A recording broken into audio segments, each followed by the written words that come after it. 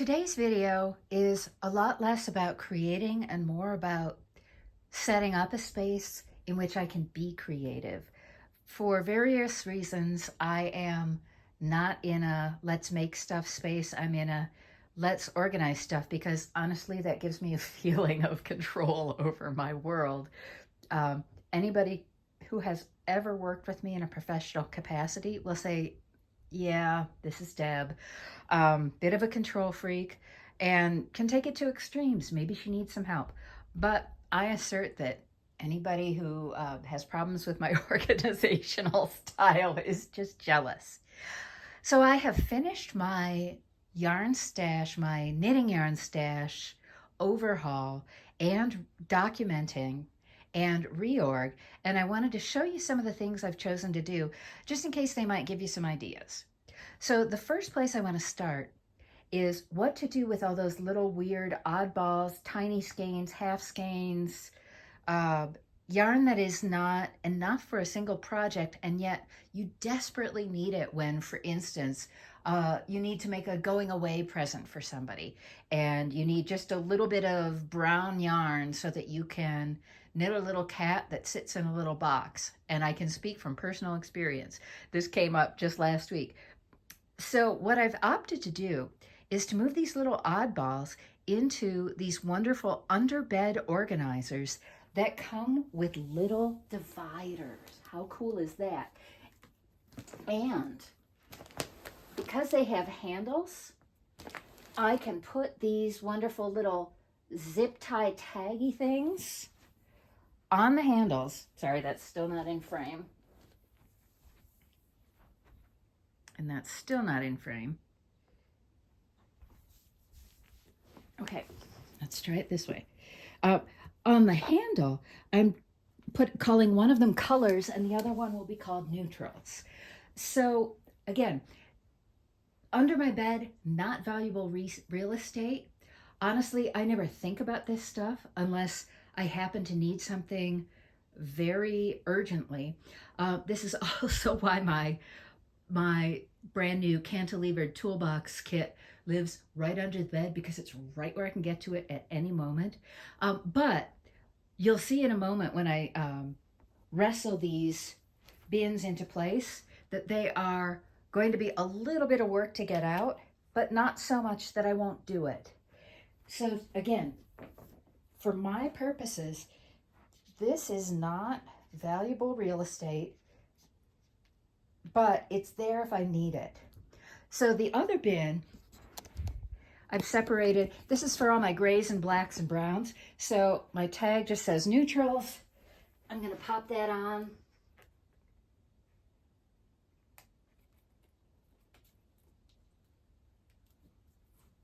Using the non-locking slot. And now let's see what happens when I slide them under the bed. Yes, this is my very messy bedroom. Okay.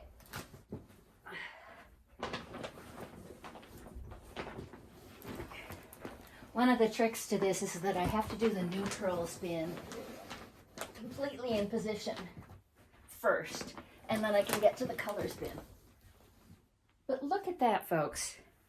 Now I've got an easy, handy-dandy place where when I finish a knitting project, I just come in here and put away the extra yarn balls. It's done, it's out of the way. I don't have bags of partial skeins of yarn lying around my workspace. Okay, so this is location number 2, and this is where I actually started documenting yarn. The oddballs that go under my bed, I'm not documenting them anymore, and on my Ravelry stash, they are marked as all used up. This is the second bathroom in my condo, and yeah, it's cluttered, but it's organized cluttered, and to me that makes all the difference in the world. So let's take a look at what we've got here. The bins that you're seeing off to your left here, these are actually bins of fiber that I haven't spun yet that have already been dyed in various colors. And on my next Fair Isle project, I plan to mix in some of these dyed colors with the main color that I want for my yarn. And it'll give that beautiful heathered effect that you cannot get any other way than by mixing colors on some kind of carding device before you spin the yarn. There is no way that I know of to dye a heathered yarn. Straight ahead, we've got my drying station. So the hanging gizmo up here holds 2.25 skeins or sweaters or whatever. The top layer is not really sufficient to get the job done, and I'm thinking about replacing it, but at least it works. Oh, and this blue thing you see down below, remember that I do this stuff hardcore. You may never have a need for something like this, but this is a Ninja dryer, and you can put hand-washed anything in it. Sweaters, yarn, scoured fiber, whatever you want. Then you close the lid, turn the little handle, and it's basically the spin cycle of your washing machine. So if, for instance, you have dozens, hundreds of handmade, hand-knitted sweaters, and you need to do a big washing marathon, this little guy will save you all the time in the world, because truly, unless it is a super heavy sweater like a bulky weight cotton, after you spin the water out and lay the garment flat to dry, that thing will dry overnight. It was worth every penny. I think they run, I'm going to say 200, but that might not be accurate anymore because I bought mine a few years ago. So when I'm going to do a lot of dyeing, which in fact I plan to do over the next weekend because it's a 3-day weekend, after I have taken the yarn out of the dye, I can spin out the water here and it's good to go. Okay, so this here is my my dye studio setup. I used to have a house that had 2 kitchens in it, an upstairs kitchen and a basement kitchen. And the basement kitchen was my dye studio, but I don't have that anymore. So I had to think of a way to use this space efficiently. So the stuff up at the top, closest to the ceiling, some of it's gardening stuff, by the way. The stuff up at the top is basically stuff I rarely, if ever, need. So for instance, that white bottle there, that is something that I store dye solution in after I've mixed it up, but it's empty right now. The brown basket next to it, the dark brown basket next to it, again, that is just empty containers. So if I'm going to do mixing a lot of colors, which I might do for this upcoming dye-a-thon over Memorial Day weekend, then I'll have to get out my little ladder or my grab-it and pull those down. But notice that the stuff within easy reach is stuff that I need to keep, that I use all the time.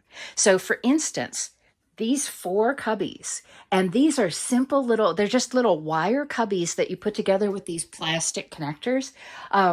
And by the way, you can, with a little ingenuity, hang them on the wall like I did on the other side of this little bathroom.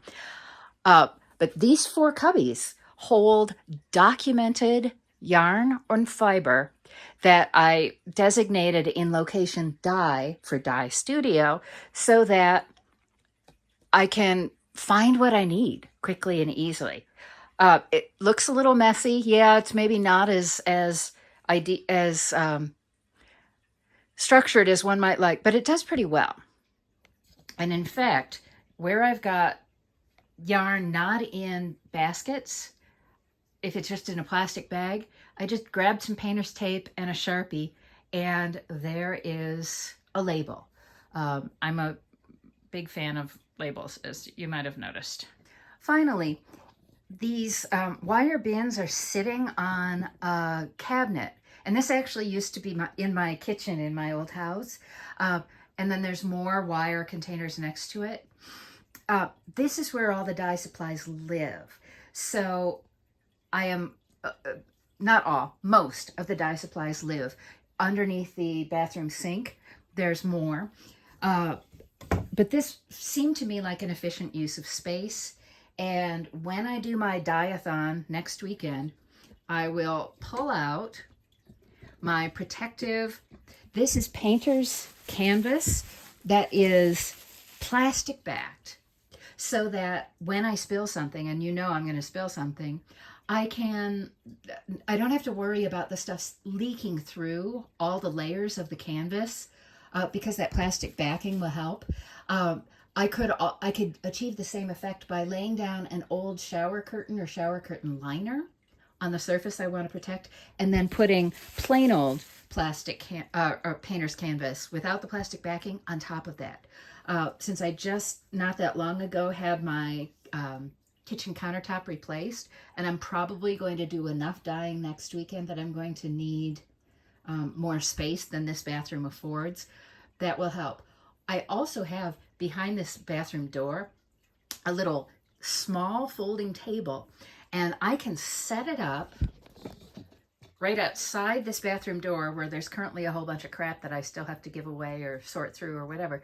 But I can set it up right outside this bathroom door, and that means I have access to a source of water and a sink, towels up on the wall. Let me see if I can get those in a rack, aprons, and then right outside, I've got a bit of a work surface.